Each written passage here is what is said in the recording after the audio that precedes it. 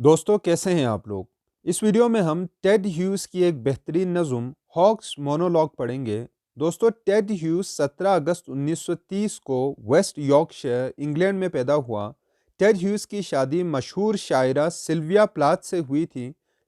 Salvia پلاتھ کی چند نظموں پر ہم ویڈیو بنا چکے ہیں۔ چلیں ہم اس نظم کی بات کرتے ہیں۔ یہ نظم ایک وحشی پرندے کی تقریر ہے، جس طرح عنوان سے ظاہر ہے، ہاکس مونولوگ یعنی عقاب کی خود کلامی۔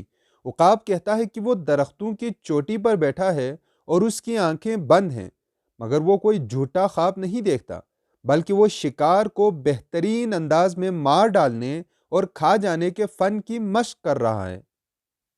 دراصل یہ ایک میٹافوریکل نظم ہے۔ یہاں عقاب سے مراد طاقتور لوگ ہیں جو ہر چیز یا ہر شخص کو اپنی ملکیت سمجھتے ہیں اور اپنی خوشی کے لیے کچھ بھی کرتے ہیں، حتیٰ کہ دوسروں کی جان لینے کو بھی اپنا حق سمجھتے ہیں۔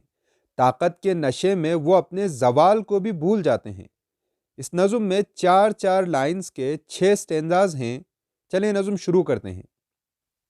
I sit in the top of the wood, my eyes closed.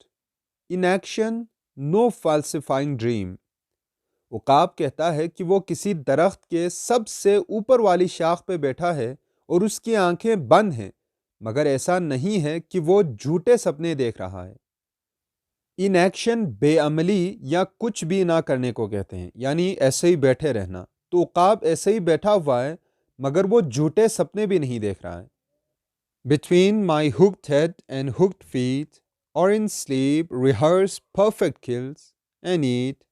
عقاب کہتا ہے کہ وہ جھوٹے خواب نہیں دیکھ رہا، بلکہ اپنے شکار کو پکڑنے کی مشق کر رہا ہے کہ کیسے اپنی شکار کو مارے اور اسے کھا جائے، اپنے خمدار سر اور خمدار پیروں کے درمیان کیسے شکار کو دبوچا جائے اور اسے کھا لیا جائے۔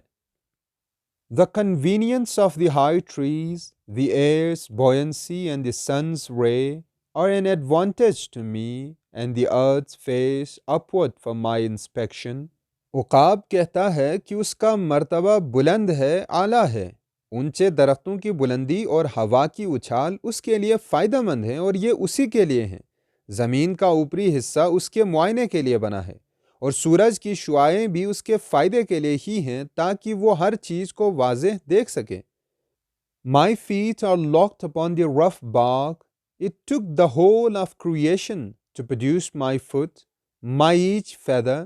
Now I hold creation in my foot. In lines میں عقاب پھر سے اپنی برتری اور بہتری کو بیان کر رہا ہے۔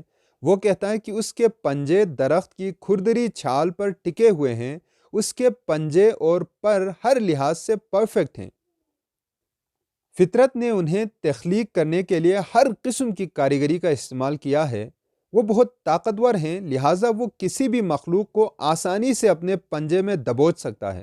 اسی لیے وہ کہتا ہے کہ ساری مخلوق اس کے پنجے میں ہیں۔ اور fly up and revolve it all slowly. I kill where I please because it is all mine. عقاب کہتا ہے کہ وہ جب چاہے، جہاں چاہے، جیسے چاہے اڑ سکتا ہے اور جہاں چاہے جسے چاہے مار سکتا ہے۔ ان لائنز میں عقاب کو بہت سنگ دل اور ظالم بنا کر پیش کیا گیا ہے۔ There is no sophistry in my body. My manners are tearing off heads. اس کے وجود میں کسی قسم کا گمان نہیں ہے۔ دوسروں کو مارنا اور دوسروں کا سر پھاڑنا اس کی عادت ہے۔ The allotment of death for the one path of my flight is direct.